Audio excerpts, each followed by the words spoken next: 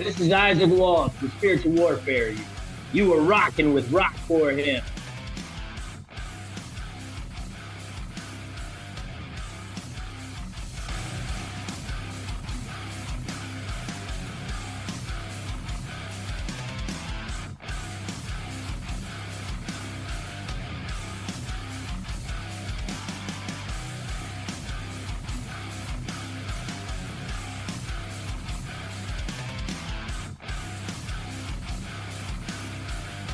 Hey everyone, it's once again time for our Rock for Him podcast. Another exciting evening here. Can't wait to get this going. But first of all, I'd like to introduce my guests that are with me. First of all, from the Rock for Him crew, we've got downtown Jeremy Brown, Sand Shoes Jason Bukowski, and our pod pastor, Mr. James Robert. How you guys doing tonight? Good. This is exciting. We've got kind of a hometown hero from, I believe, Flint, Michigan. Correct me if I'm wrong, but Mr. Isaac Walsh from the Spiritual Warfare Unit, which is a ministry in Flint. How's it going? Doing great. How are you this evening? Good. Did I get it right, Flint? Oh, yeah. Flint, Michigan. Okay. Do that. Just making sure. So tonight's a little bit different. Instead of a band being with us, we have another ministry, and we're excited to talk to you about that. But first of all, maybe tell us a little bit about yourself. Sure. So I've been doing jail ministry for about 12 years. And that was for jobs and outreach when people got out. So they kept coming back from the jail. And actually, God used traumatic brain injury to get involved in ministry. So I guess that's a good teaser getting in there. So everything I've been doing is for that. So whenever you want to get started with that story, it takes some hot. Hello? Yep. So how long have you been doing your podcast and this side of the ministry?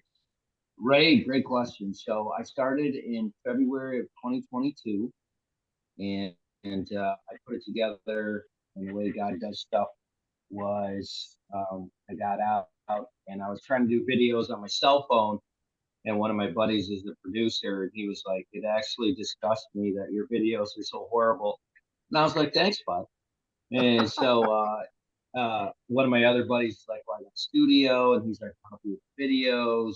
And then 4 months later, one of my other buddies is like, well, I can get you on television. And I'm like, cool. And so we started doing public access television. And about 2 months later, he had a radio station he had got. So we 92.1 FM, WFOV, and we have a show on there Tuesdays and Thursdays. So I put all my shows on all of those. And then I offer marketing to anybody that does ministry or helps people.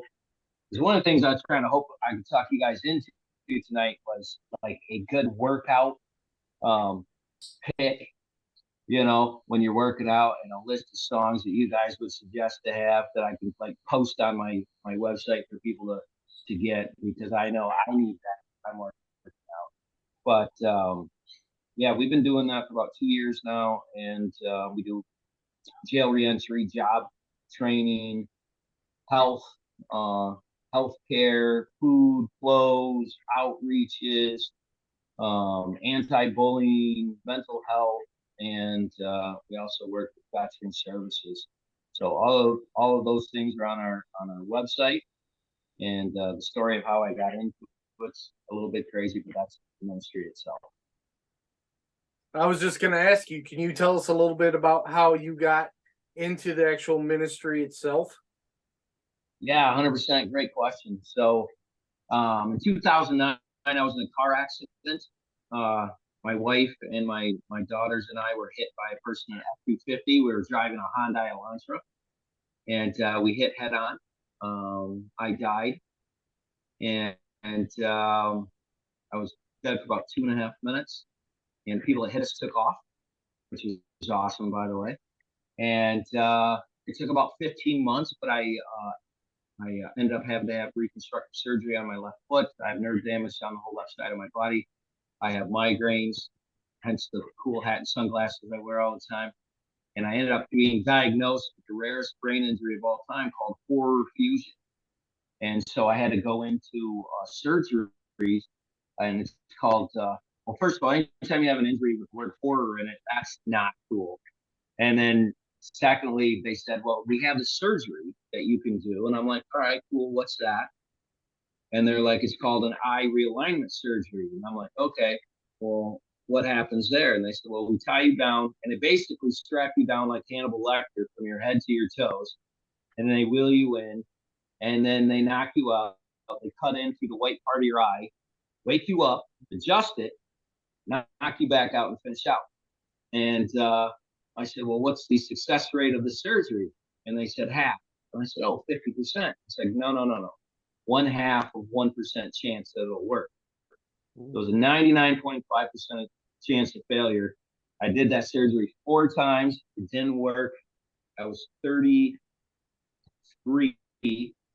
and the number one surgeon in the United States, he walks in the office. He said, I'm sorry, Mr. Walsh, the surgery didn't work. Your life is over. By the way, no one's lived past 20 years with this injury. Good luck. And walks out the door and slams the door. I mean, that was a bullet. And Wow. So I had migraines every day. I was stuck in my house for 7 years. And I got really depressed. Obviously, I went all the way down to suicide. And I planned out what I was going to do. And sitting on my steps, and people who know me know I'm a get it done person. And I'm like, all right, God, this is it. If you're real. And I was sitting on my steps at my condo, and I said, all right, God. And this little voice said, all things work together for good, which half scared me and half made me mad at the same time. And so I jumped off my steps and I said, you prove it. And the little voice said, what did you want? And I thought for a long time and said, I want wisdom. I want to understand why I'm here. And so I took the next 4 years of my life and I broke down the book of Proverbs by category, and I separated it out to try to understand, you know, why God and why it works, and if it's real and if it's not real. And I started from a position that it wasn't going to work. And then it started working. How to identify, liars in your life, how to identify anger. And then I realized I knew rage, I knew anger, I knew hate. I didn't know love, I didn't know kindness. And then you have to replace those things, right? And after 4 years of study, I started practicing it, and I ended up going down to the jail to start working down there. And I was so sick, I would do a class one day, 1 hour a week, and then I'd have to sleep for 4 days to recover because of the injury. And I ended up getting hired on there, and I created a 18 video life application program. And God basically taught me how, like, one, why is our life set up so we're set up to fail? Why do we know how to lie, but it's hard to tell the truth? Why is it we can be mad, but we don't know how to be calm? And so I learned all these things. I started showing people this stuff, and it started working. And people that were murderers, people that were killers, rapists, pedophiles were getting saved, and you're watching their entire life change. And then right as that's starting to happen, I start losing a pound a day, pound a day, pound a day. You remember at the beginning of the story, I told you that the doctor said no one lives past 20 years, right? Well, I was 9 years into it, and I started going into organ failure, and I lost 78 pounds in 38 days. And I happened to go to my eye doctor, and my wife was talking to the eye doctor about it, and she said, "Well, I got this friend of mine that you need to have him go see." Well, her friend happened to be the traumatic brain injury specialist for the Red Wings and the Lions. So I go over and I meet this guy, and he says, if you have what I think you have, he said, you'll pass out. So he gave me this thing. I passed out right away. And my body had stopped producing human growth hormone, which controls everything in your whole body. And I was 30 days from going into organ failure. I was at 158 pounds. I've gone from 225 to 158 in 38 days. And so we called our insurance company. They said, sue us. That takes 2 years. I had 30 days. The shot that I needed was $2,000 a month. I mean, it might as well have been 200,000. I couldn't afford it. And so I was sleeping 22 hours a day at the time. And I had to have a really hard conversation with my life. I'm going to die. It's going to be okay. And it just as horrible as you think it was, right? And so after I had that conversation with my wife, I just told God, I said, either let me die or I'll always say yes. And it was a couple days later when somebody called somebody, and Pfizer called us and said, we're going to have a doctor to your house in 24 hours. We're going to take care of your shot. We're suing your insurance company. And so from that day forward, I have done everything, no matter how impossible it sounds, I just move forward. And he always provides a path. And so, starting a podcast and doing the radio and the television and creating marketing for people who love God and want to help people is a passion that I have. And God has provided the path the entire way. We do motivational speaking. You guys remember Walker, Texas Ranger with Chuck Norris? You guys remember that? You remember those guys that would rip those books in half and snap the horseshoes and all that stuff? Right? Yeah, the power team. And, yeah, the power team. I'm working with some of those guys. And we're getting ready to put on some community events next year and stuff. And I want to get them into the Flint area. And so what I want to do is put together groups to do music. And those guys break stuff and I speak and we put on community events. So if that's something you guys are into, I'm all down for that. But God has provided a path and I always say yes, especially when it's nice. And so seeing you guys at the community events, that's a real short outline of my story and stuff. But like he had a plan the day I was hit. And so I planned a party for August 10th, 2029, because nobody's lived that long. And my expectation is God will prove that to be a scientific miracle. So I'm only the 8th person that's ever had this. So wow, that's kind of the outline, right? So there's got to be questions, right? Yeah. Yeah. What you got, boys? so where are you at with the the peace of God? Can you explain how the peace of God just really works in your life at this point? Yeah, so it's funny.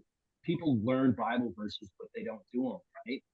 And so Philippians 4, 6, and 7, right? Be anxious for nothing but everything by prayer and supplication, blah, blah, blah, right? People know that verse, but they don't do it. So I started looking at it as manual instead of a verse. And the first verse says, don't worry. And I'm like, well, crap, I worry. So step one, don't worry. And then I started getting the definitions, right? And the word everything means all. And it says, don't worry, but everything by prayer, which is a conversation between you and God. And so all means to thank God for everything. And everything means positive things and things that appear negative. And what I learned was by thanking God for the things I didn't understand, put him in a position of power in my life. And then that gave me the peace that doesn't make any sense, the peace that passes all understanding. So then, like literally 2 days ago, my wife's car and my car broke down on the same day, which was not awesome, by the way. And, but it was like, well, God's got a plan, right? And we were working through not getting frustrated about it. And it was like, well, perspective, compared to brain injury, organ failure, and death, this kind of doesn't tick the meter. And the thing I love about God is he sets you up for success by putting you through the hardest thing first, and then the other things aren't nearly as hard. And that gives you a peace because he's only made that scenario so that you can trust him and your faith gets stronger. And that's kind of the stuff that I learned. And I love showing people that kind of stuff right there. That's a great question. Yeah, no, I felt that with the kind of circumstance that you've gone through and how much you're still heading for that 29th, the 2029 and how that's coming up. And I'm like, okay, there's got to be, and here you are sharing what God has done and how you're responding to him.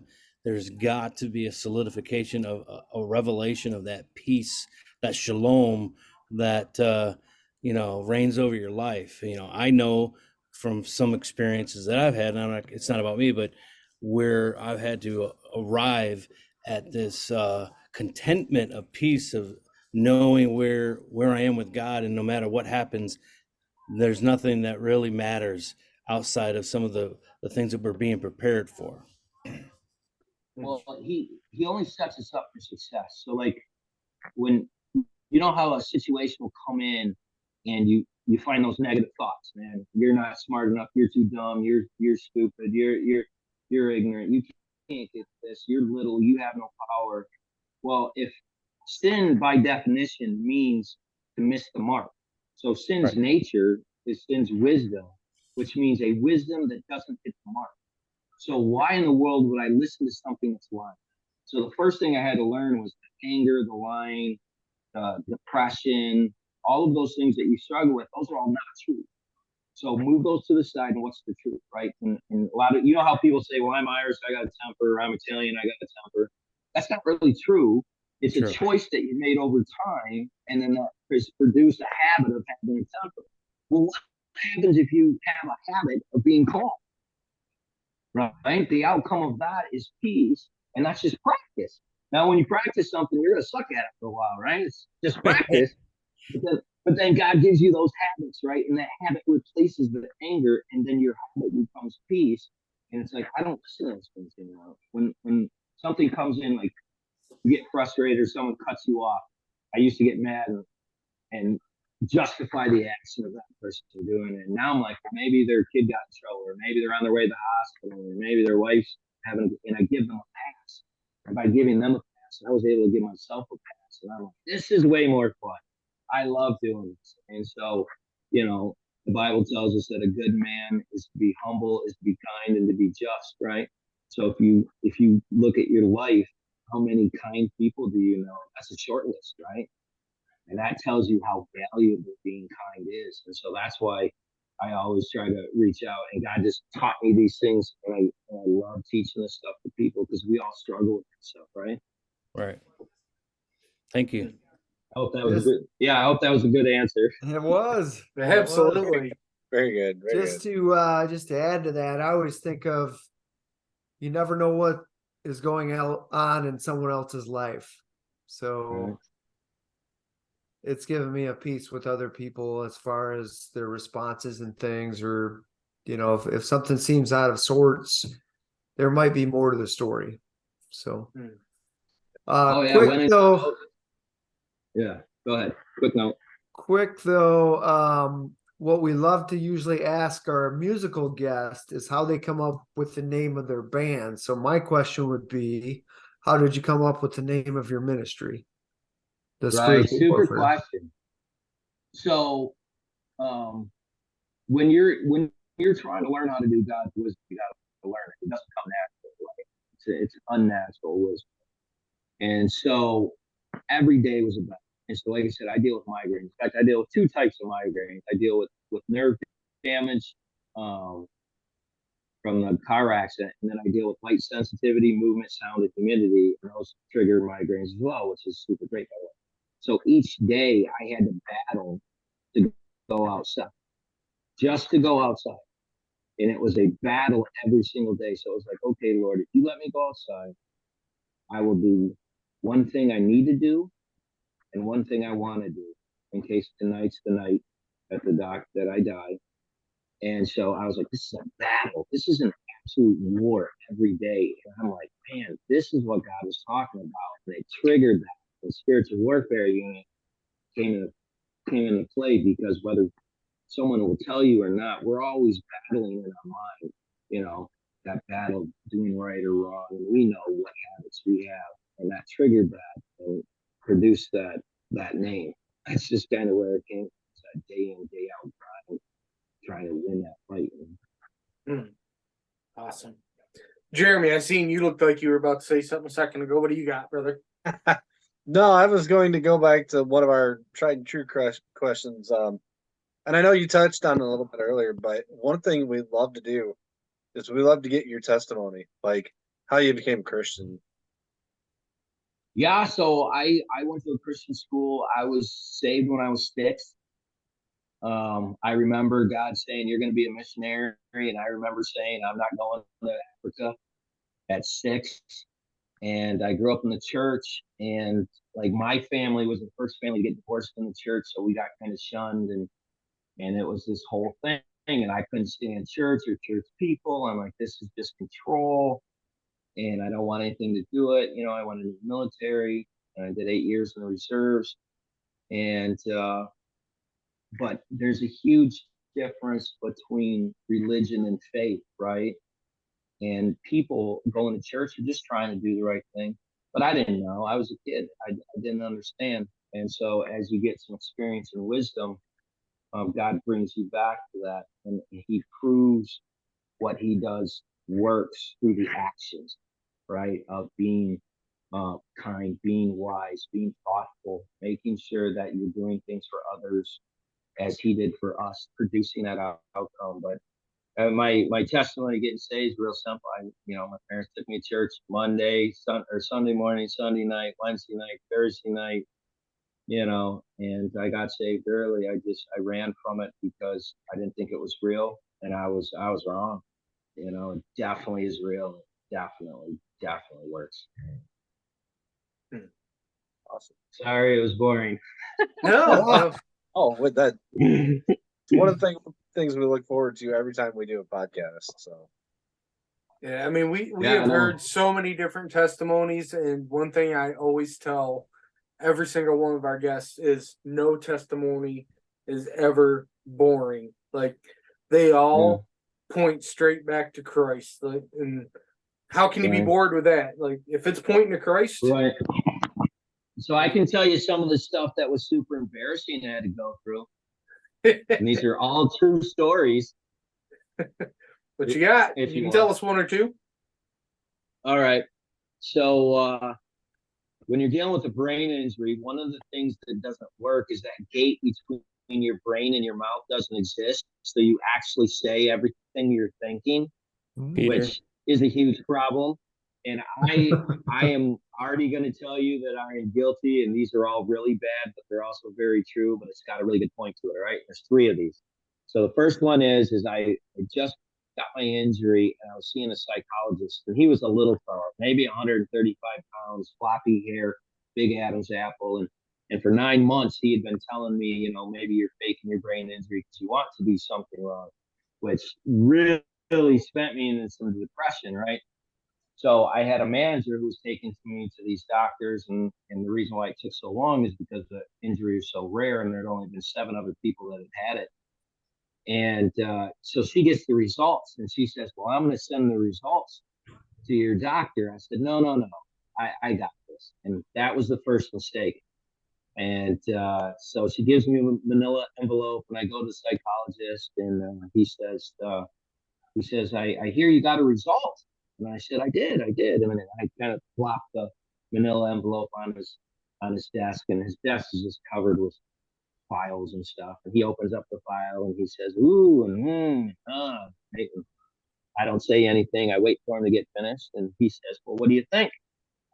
And I said, and I know I'm wrong before I say this. I need to make a point.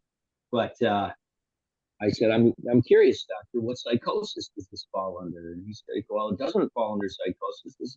It's an injury.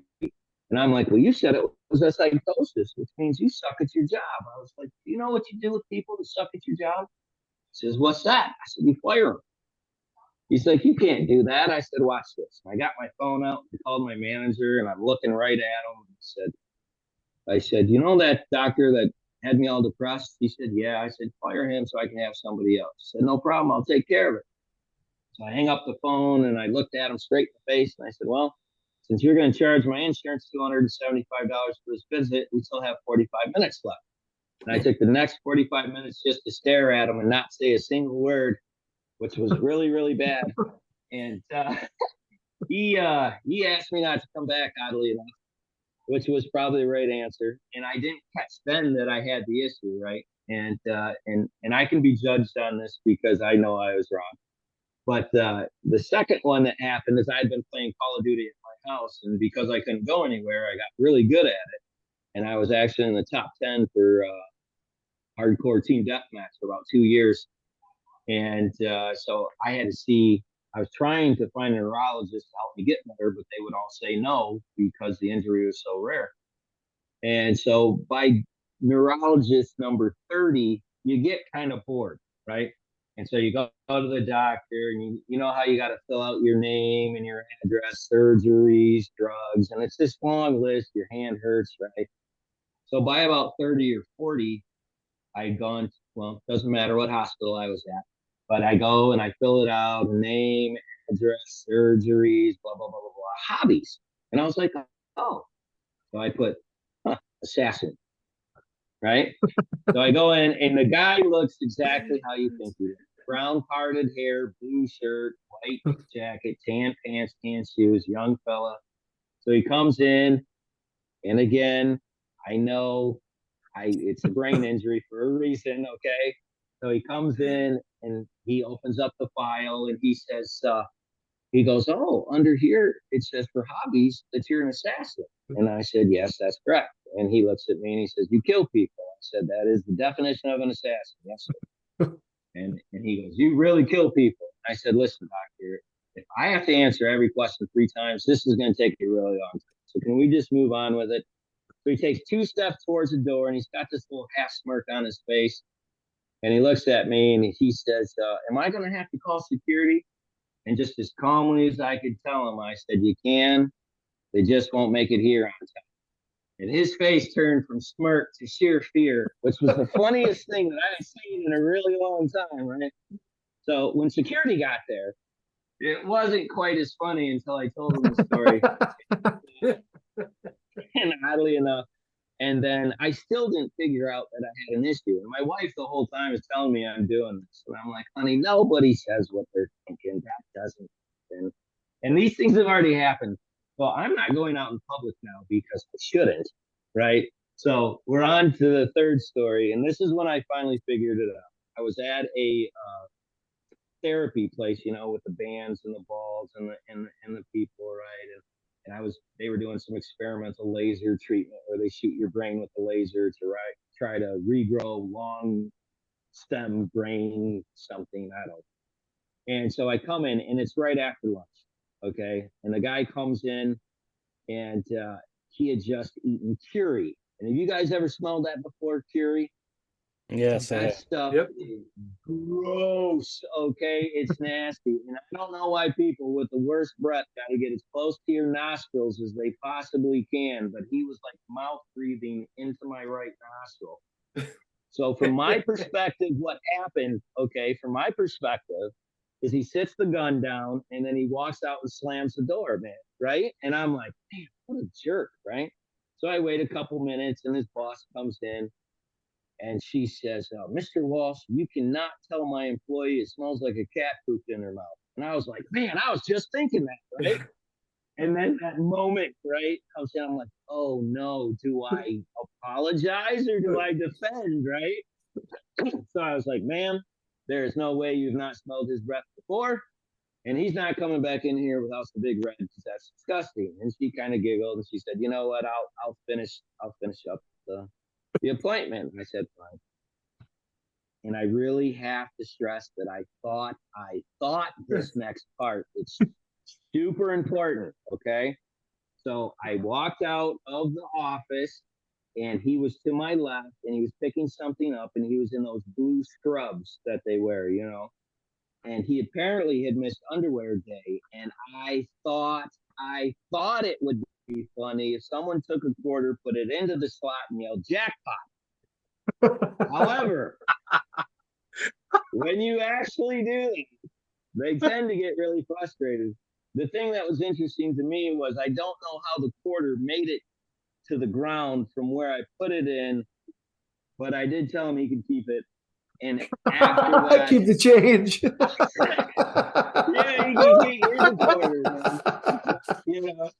And it was after that I was like, maybe I should never go in public for the rest of my life. And so it was those experiences that helped me to be a listener instead of a talker. And that's what made me start doing interviewing, because I love hearing great stories. And I came from such a place, I had to literally stop talking because, and I know you can judge me and I'm totally wrong, and it's fine with that. But I'll ask you guys the same thing I ask everybody else. If it was you and it was your brain, and what came out of your brain come out of your mouth, how much trouble would you be in? So much trouble. Actually, you know, right?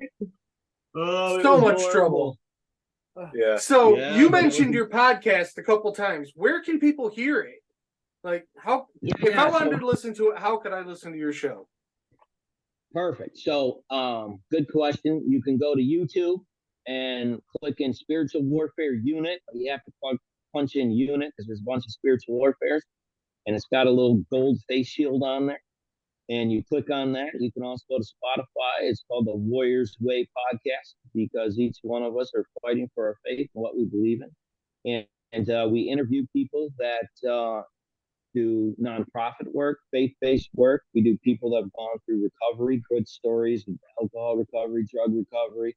I work, Spiritual Warfare Unit is the faith-based pillar for UCAN, United Community Addiction Network, and UCANMichigan.com. So if you know someone who's struggling with addiction or needs rehabilitation, they can go to UCANMichigan.com, click on struggling, someone will call them in 24 hours.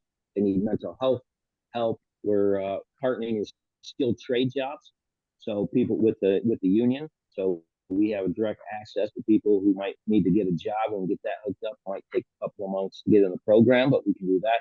The Spiritual Warfare Unit, we deal with the in Spiritual Warfare Unit, and sorry, radio voice. And you can click on that. You click on struggling. There's over 20 nonprofits right there to help people out in the community in Flint, Genesee County, the things that you need.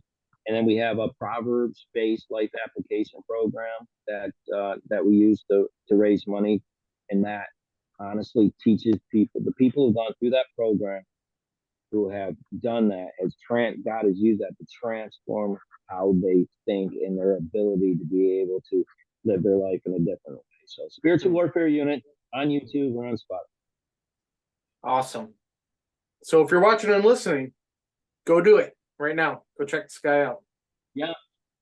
So which one of you guys I got to talk to get a good workout? Like, you need the heavy stuff to lift weights, man. You know? I mean, it would be, let's see, this guy down here, that would be Scott, or this guy over here, that would be Jeremy. Well, over here.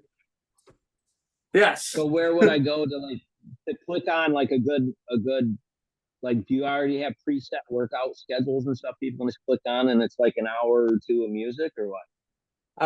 Well, we are on a online radio station called On the Verge. We're on at 11 a.m. and 6 p.m.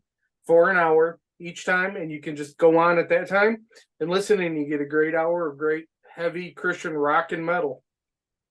So, yeah, because really, it's hard to work out to the hams, bro. You know what I mean? It's nothing personal. Really, you can tune into the station most of the day and find what you're looking for, I believe. But we could also set you up with a Spotify playlist from stuff that we play if you want us to handpick some. I'm sure we can come up with. I want something I can post on my website, and people can click onto that, and then we'll get a link for you guys to click onto what you're doing, man. We can work on doing that. Yeah. You didn't think you were getting out of here without me helping you. No chance. Not at all. Not at all. Right. Those are all super great questions, man. Is there anything else? You got anything, Jeremy? Well, I know we're kind of running out of time, so what can we be praying for you for, like your ministry and whatnot?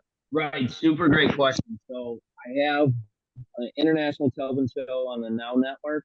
We do Spiritual Warfare Unit on there. That's in 83 countries and 50 states. You can pray for that because I got to get it translated in 8 different languages, and that's a lot harder than it sounds, actually.